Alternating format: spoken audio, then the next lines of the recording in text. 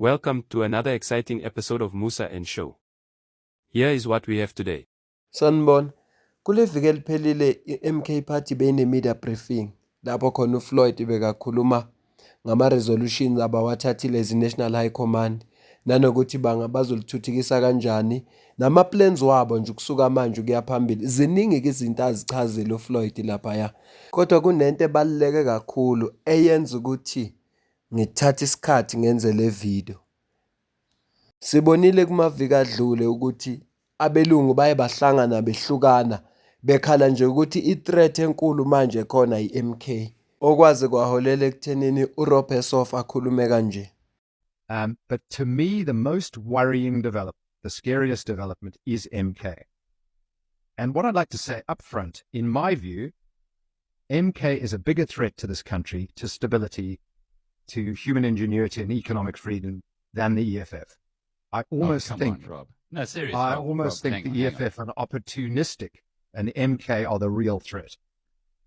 Uma uzwa labelungu bekhuluma kanje uyabona ukuthi no, i-MK ngempela i-threat. Bebengeke labantu ngesikhathi sabo bazipha ithuba lokukhuluma nge-MK ingesi-threat. Bebengeke bathathe nje isikhathi sabo bakhulume nge-MK ingeyona i-threat. Futhi kodwa uma ubuka i-MK ngendlela ekukhulunywa kabi ngayo kwi-media bese ubona indlela ewina ngayo ama-by-elections, lokhu kuyisayini ukuthi ine-potential i-MK, bafanele ukukhathazeka. Siphinde siqhubeke. One of the most important and significant outcomes of the National High Command was the initiation or the beginning of an otherwise expansive and organic political, ideological, and organizational discourse on how Umkhonto weSizwe will take power in South Africa on behalf of and for the people of South Africa. To guide this critical work and discourse, the National High Command identified 5 priority areas that will shape our discussions internally on how do we take state power in South Africa. Yabona uFloyd is way ahead. Yabona manje into abayihlanganisile as National High Command ukuthi uma bethatha lezwe bazolibusa kanjani. Ukuthi uma belithatha ideology yabo bakholelwa kuphi, bafuna ukwenza ini kanjani, sebekulawo ma-plan manje ukuthi uma bethatha izwe bazolibusa kanjani kusuka kuma-local government election kuya ku-2029. Usuyasibona-ke isizathu esenza ukuthi bakhathazeka abelungu. Sizobuya kule video kaFloyd, kodwa ngifuna ukucaphuna ivideo manje ngoba lento eyenziwa Umkhonto weSizwe Party ilento i-ANC eyabashaya eyenza ukuthi namanje izwe kube sengathi alibuseki. Manje Umkhonto weSizwe Party uzo-rectify leyo nto leyo. Ngizokucaphunela ivideo khona manje nje. But one thing certain, and ngoba ngifuna ukuthi sazi ukuthi siphila sikhona in the balance of forces. Singayikhulumi nje. We had to integrate our forces, Umkhonto, our intelligence force, yonke into. But we were from a weaker position. Ngoba kusho ukuthi singena kuma structures, kwi-system, kubantu abebeyiphethe. Sesiyathatha over phela manje. Thina besitrene kakhulu ukuwisa umbuso. Training ebesina, sishaya abantu sibaxoxe siwisa umbuso. Isikhathi sokutrainela ukuphatha izwe sincane. Kusho ukuthi sifika lapha kunezinto ezisenza ukuthi sibe weakanyana. Kusho ukuthi ibalance yethu masingena la ithe ukucheck. Kufanele siyo train up. Angithi awekho ama socialist countries. So kufanele siyo traina kulamazwe angasithandiyo. Siyo traina kuona. Sesiphoqwe yini isimo.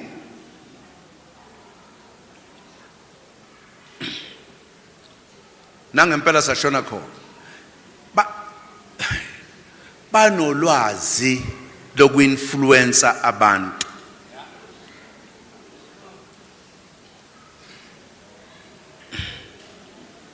kusho ukuthi leya consciousness yethu ebesinayo awukwazi manje uma ufika lapha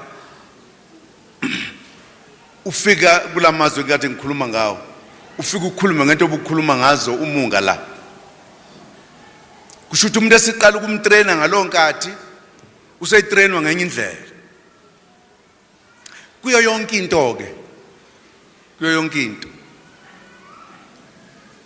kusho ukuthi in the process of the broader balance of forces iforce yethu had weaknesses so kufuneka uqalwe labantu obazi kube beyizitha zakho bakuqalise phansi bakutrain baze bakuqede in the process of that angifuni ukukhuluma ezinye izinto ebezenzeka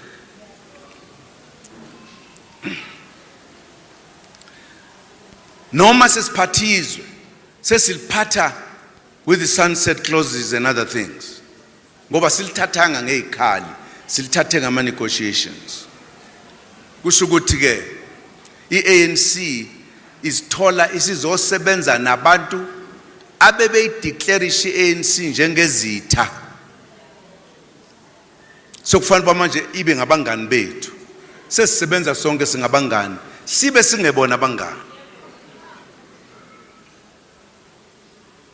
njengoba umuzwa wakhe former president echazela ukuthi ANC kwathi makufuneka ithatha umbuso yabi neweakness yokuthi bona bafundisa ukuwisa umbuso ukuphatha abakwazi isimo sasesiphoqa ukuthi ababuyele emuva abayosebenza nalabantu laba ebebe bathatha njengezitha zabo nama negotiations ababa nawo ngiyacabanga ukuthi abelungu khona laba noma abamhlophe amabhunu ukhona la abaqinela khona akwazi ukuthi ezinye imkhakha ikakhulukazi ethinta umnotho bekwazi ukuyigcina kubo ngoba phela bona babengenalwazi bengafundisekile ngalezo indlela zokuphatha eqinisweni lilonke iANC yangena emandleni yangena ingena plan yangena nje ingena plan kwakusajatshulelwe nje ukuthi sithola inkululeko uma sekufuneka kubusizwe sekuvela ama-challenges wangempela yingakho sekunje kodwa uma ulalela into eshiwo uFloyd noma sisazoqhubeka naye barectify loo nto mabengena emandleni funa bazi ukuthi bazokwenzani nini kanjani nobani asiphinde siqhubeke noFloyd kodwa ke lento eyenziwa boFloyd la ibaluleke ngendlela eyisimanga MK will destroy us all. They will destroy our economy overnight. And they've got in there some competent enemies of ours. Floyd Shivambu. He knows what he's doing and he's pulling it together. Yingakho ekuqaleni ngithe bebengeke labelungu bathatha isikhathi sabo la abahlangana khona bekhumbuzane ukuthi MK threat uma bingesiyo. Uyabona le statement esithi banomuntu lapha ocompetent uFloyd. Uthi lo mlungu he's pulling it together, he knows what he's doing. Ilento enzo Floyd la siqhubeke naye.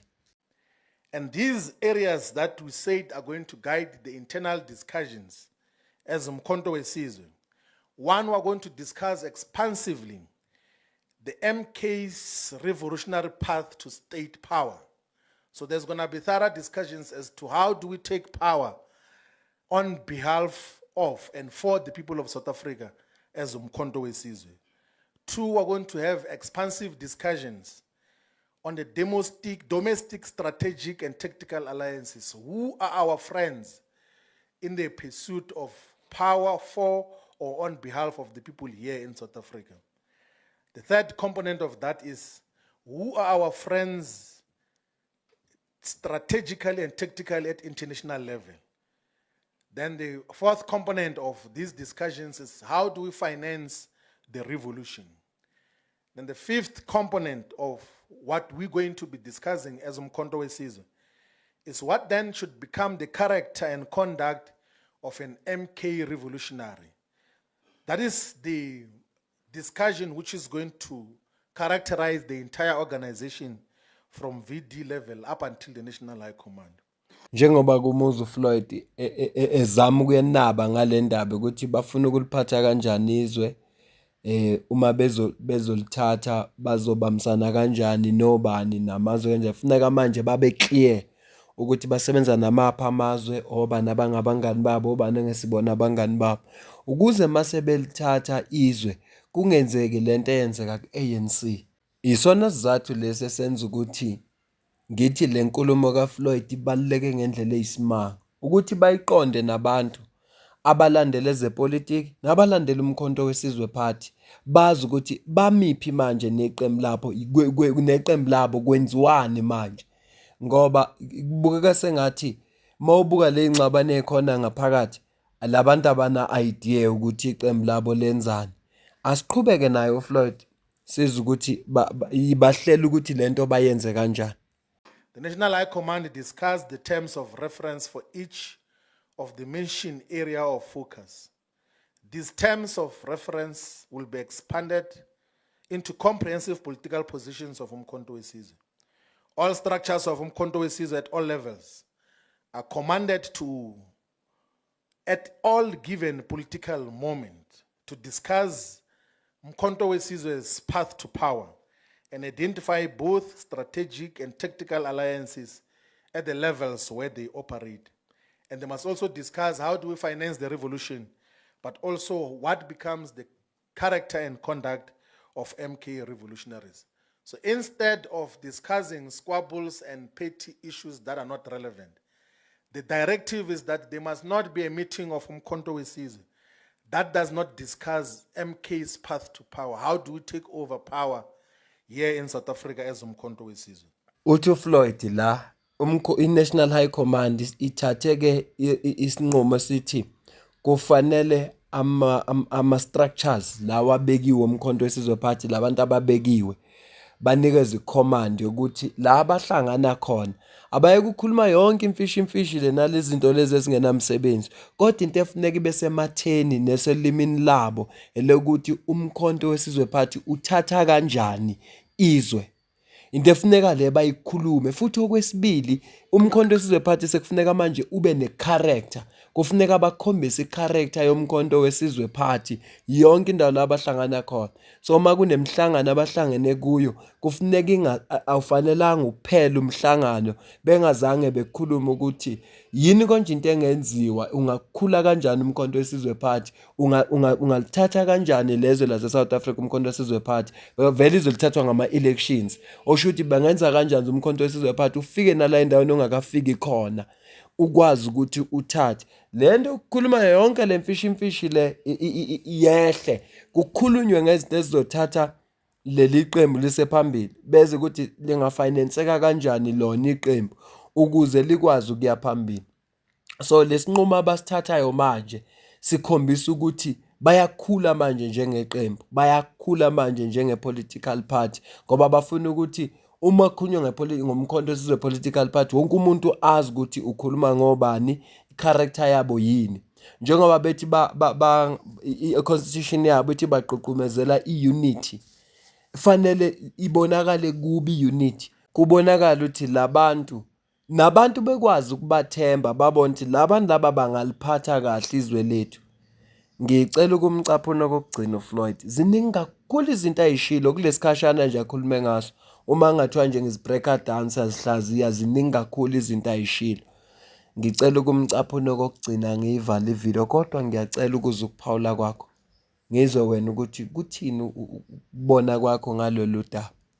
And how and who becomes our friends domestically, globally, and how do we finance the revolution, but also what becomes the conduct of the agents of change, the revolutionaries who are at the forefront of Umkhonto weSizwe as leadership.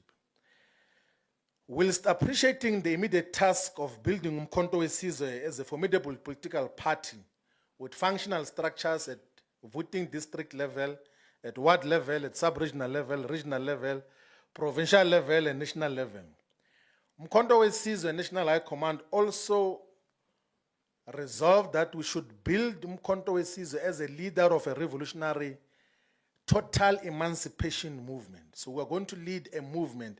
There's a difference between a political party and a political movement. And now as a movement, Umkhonto weSizwe will associate with and lead the following components: a national women's organization, which is the MK Women's League, a youth organization, the MK Youth League, the MK Students Wing, which is the MK Students Movement. We're going to associate with aligned workers' unions in all the sectors. We're going to align and associate in a properly defined political way with civic organizations that should exist in all communities. We're going to, of course, strengthen and have clear relationship that is defined with the ex-combatants and military wing of Umkhonto weSizwe. We're going to also associate with and also found an organization for traditional leadership in South Africa. So there will be an organization which is going to be founded. The process will be led by the national chairperson of all traditional leadership institutions in South Africa. Ngiyayithanda kakhulu into enzo Floyd la ngiphoxwayiswa nje isikhathi. Ama-video wami angithanda abe made kodwa ngiyangifuna ukuthi uma ngenza i-video angiyifake yonke information. Futhi angifunda ukuthi ngibe nama-video amaningi akhuluma ngento ecishe ifane. Hayi, nizongixolela ngempela sembambe la uFloyd. Kodwa uma ufuna siqhubeke ngizozwa ngani njengabanikazi be-channel. UFloyd la ukubeka kucaca ukuthi bafuna ukuyishintsha manje Umkhonto weSizwe Party usuke from being a political party ube yi-movement. Kunomehluko kwephakathi kwe-political movement kanye ne-political party. Uthi futhi bazosebenza nama-trade unions. Nawo wonke ama-unions nje akhona kusuka emphakathini bazokhanda i-branch, sengizothi i-branch organization ezobe iphethwe amakhosi. Kuningi nje abahlela ukwenza la njengoba befuna ukutake over. Kodwa lokho kufanele kuqale bakuphile manje sibabone ukuthi bayakuphila. Hey, kuningi kakhulu akushilo uFloyd. Njengoba ngishilo ukuthi mangathiwa ngikubreaka down impela ngingalikhuluma i-hour, ngikhuluma nje ngalezi zinto ayishoyo abaziplanayo ezifuna ukwenziwa Umkhonto weSizwe Party. Ziningi izinto, kunama-desk athe bazowenza nabantu njalo abaphila nokukhubazeka abane-disability ababashiyanga. Yikho ukuthi nje sishawe isikhathi sokuthi angeke ngisakwazi ukuyifaka leyo ngxenye. Ngiyacela kuze ukuphawula kwakho mayelana nalolu daba, ngizwe ukuthi wena ubona kanjani. Ngale kwalokho mina nawe asidibane kwi-video elandelayo. Ngiyabonga kakhulu. Ungakhohlwa ukusubscribe, ushare, ucomment, ulike.